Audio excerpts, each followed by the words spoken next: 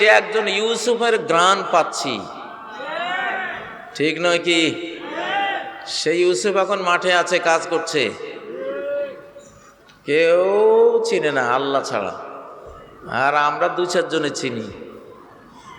ওই ইউসুফের নেতৃত্বেই 2024-এর এই আন্দোলন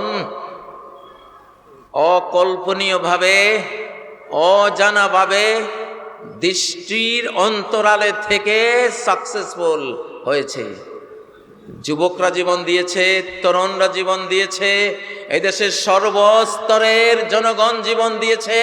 কিন্তু সাইক্লোনের যে ছোপটা ছিল, ছোট্ট ছোপটা যে প্রচন্ড দুর্নিবার গতিতে সেই সাইক্লোনটা তৈরি করেছিল, সেই ইউসুফটা সেদিন মাঠে ছিল, আমি জানি। কারো কিচ্ছু করার ক্ষমতা নাই। এখন আমরা এগিয়ে যাব দুর্বার গতিতে, মারিয়ে গুড়িয়ে চুরমার করে এগিয়ে যাব বাংলাদেশকে। 2024-এর সংস্কার সাল, সংস্কার করে কোরআন আসবে, কোরআন আসবে। কোরআনের ক্ষমতা কি জানেন?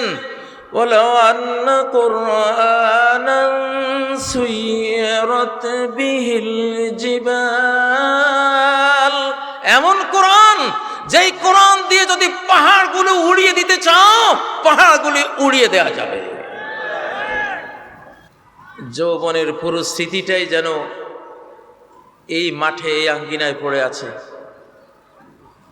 1988 সালে এখানে এসেছিলাম, চুল দাড়ি সবই কালো ছিল। এরপরে এখান থেকে এখানে থাকাকালীনই কারাগারে গেলাম। কারাগার থেকে বের হয়ে থাকার মতো পরিস্থিতি, পরিবেশ পাইনি। হৃদয়ে একটি প্রচণ্ড ক্ষোভ এবং জিদ চেপে রেখে কোনো একদিন এসে দুশ্মনদের ইটের সাথে ইট বাজিয়ে দেব। দুশ্মনী যারা করেছে দেশের ভেতরে অথবা বাইরে, সবার থেকে প্রতিশোধ নেব ইমাম মাহদিকে হয়তো সাথে নিয়ে এসে, এই প্রত্যয় নিয়ে বেরিয়ে গিয়েছিলাম। তো আল্লাহ তাআলা 1924 সাল, 2024 সাল, 1924 আর 2024, এই যে 1924 থেকে 2024 একটি কালো অধ্যায় ছিল। সেই কালো অধ্যায়টি পৃথিবীর বুক থেকে, বাংলাদেশের বুক থেকে বিদায় হওয়ার সকল আয়োজন আকাশ থেকে, জমিন থেকে আল্লাহ করে দিয়েছেন। সেজন্য আবার দেশে ঢুকেছি, আলহামদুলিল্লাহ। এবার ওয়াজ করার জন্য ঢুকে নাই, শাসন করার জন্য ঢুকেছি। এবার রাজনীতি করার জন্য ঢুকেছি, এবার রাজনীতি শেখাবার জন্য ঢুকেছি ইনশাআল্লাহ। আলেমরাই এখন রাজনীতি শেখাবে। আলেমরাই অর্ধ পৃথিবীর মুসলিম জাহান জয় করার নায়ক, জয় করে দিয়েছেন। সাহাবায়ে কেরাম অর্ধ পৃথিবী জয় করে দিয়েছেন। তারা সব ওলামা, সব কি ওলামা। জালিমের শাসন শেষ, আলিমের শাসন শুরু হবে। জালিমের শাসন শেষ, আলিমের শাসন শুরু হবে। কারো এখানে মনক্ষুণ্ণ হওয়ার কিছু নেই। যেই কোনো মুসলিমই তিনি ইলম চর্চা করে আলেম হয়ে যেতে পারে। কোরআন হাদিস চর্চা করে তিনি আলেম, জ্ঞানী হয়ে যেতে পারেন। 2024-এ সব কিছু পাল্টে গেছে। এটা একটি তাজদিদি সন, মুজাদ্দিদি সন, সংস্কারের সন। গোটা বিশ্বকে বদলে দেওয়ার একটি সন, একটি সাল। সাধারণ বিষয় না, 2024 সাধারণ বিষয় না। ইন্নাল্লাহা ইয়াবআসু লিহাযিহিল উম্মাহ আলা রাসি কুল্লি মিআতি সানাতিন মান ইউজাদ্দিদু লাহা দীনাহা। আল্লাহ তাআলা এই উম্মতের প্রতি 100 বছরের মাথায় এমন ব্যক্তিবর্গকে পাঠাবেন যারা এই উম্মতের জন্য ইসলামকে রিনিউ করে দেবে, তাজদীদ করে দেবে, নবায়ন করে দেবে। বিশ্বের সাথে কোরআন কিভাবে ম্যাচিং করে, হাদিস কিভাবে ম্যাচিং করে, ইসলাম কিভাবে চিরসবুজ চির নতুন হয়ে মডার্ন থাকে, চির আধুনিক থাকে, এই ম্যাচিংয়ের কাজটা প্রতি 100 বছরের মাথায় আল্লাহর পক্ষ থেকে প্রেরিত একদল উম্মতে মুহাম্মাদিয়ার সদস্যরা করে দেবে। সেই কাজটি বাংলাদেশে সংগঠিত হয়েছে 2024 সালে, সাধারণ সাল না, এটি আল্লাহর সাল। কার সাল? আল্লাহর সাল। وأرسل عليهم طيرا أبابيل। আল্লাহ যখন মুহাম্মদ সাল্লাল্লাহু আলাইহি সাল্লাম আসবেন, প্রস্তুতি নিচ্ছে আকাশ, প্রস্তুতি নিচ্ছে জমিন, তখন নবী বিরোধী একটা শক্তি এসে কাবা ধ্বংস করার উপক্রম করেছিল। আল্লাহ ঝাঁকে ঝাঁকে পাখি দিয়ে তাদেরকে ইতিহাস বানিয়ে দিলেন। ঠিক নয় কি? বাংলাদেশেও 2024-এ এমনটি হয়েছিল। এক বিশাল আব্রাহা বাহিনী, হস্তি বাহিনী, অত্যাধুনিক সকল মারণাস্ত্র নিয়ে রাষ্ট্রকে দুর্বৃত্ত বানিয়ে সমস্ত রাষ্ট্রীয় বাহিনীগুলোকে খুনি বাহিনী বানিয়ে রাষ্ট্রের যেসব অস্ত্র শস্ত্র রাষ্ট্র রক্ষার জন্য বহিঃশত্রুদের বিরুদ্ধে লড়াইয়ের উদ্দেশ্যে কেনা হয়েছে, সেই সব অস্ত্রের ব্যারেল ঘুরিয়ে দিয়েছিল এই দেশের বাংলাদেশের দামাল ছেলেদের বুকের দিকে। ঠিক নয় কি?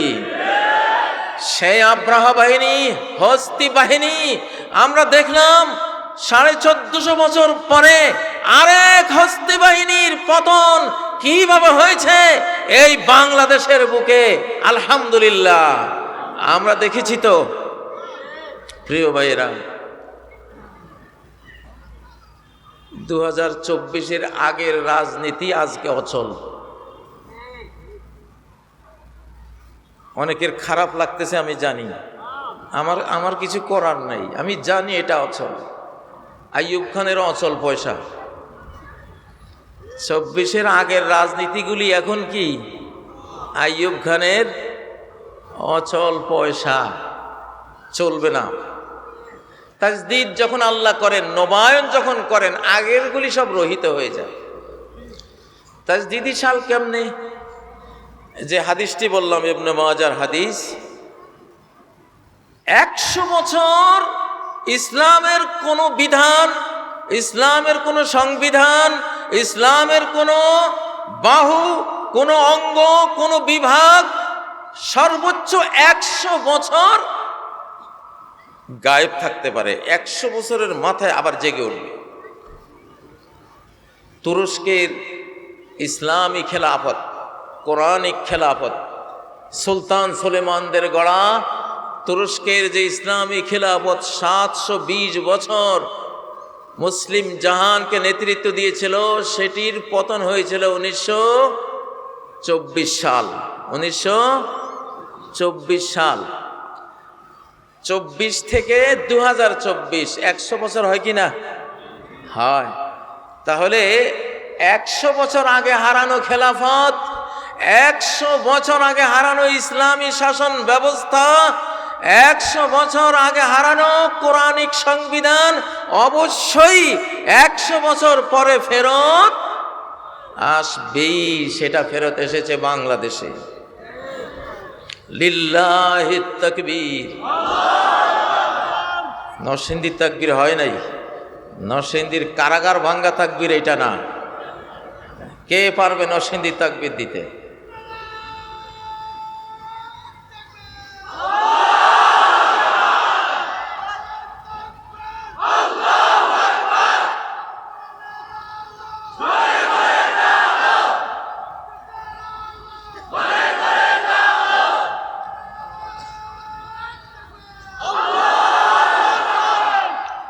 প্রিয় ভাইরা, নতুন বাংলাদেশ, নতুন স্বাধীন বাংলাদেশ, এই নতুন স্বাধীন বাংলাদেশকে কন্ট্রোল করা এইটা যেন তেন বিষয় না, অনেক জটিল, অনেক কুটিল বিষয়।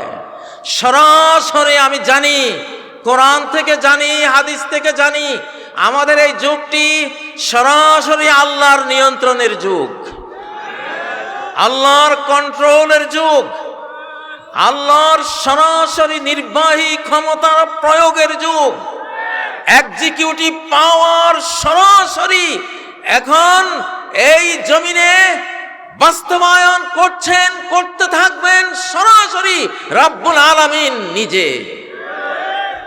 ও ভাইরা, কারণ যখন নূহ আলাইহিস সালাম জাহাজ তৈরি করলেন, ওই সময় থেকে সময়টা আল্লাহ তার নিয়ন্ত্রণে নিয়েছিলেন। জাহাজে ইমানদারদেরকে তুলে নিয়েছিলেন, বেঈমানদেরকে মহাপ্লাবন দিয়ে ডুবিয়ে দিয়েছিলেন, ঠিক নয় কি? ওই ডুবানোর কাজটা কি নূহ আলাইহিস সালাম করেছিলেন? ইমানদাররা করেছিল? কে করেছিল?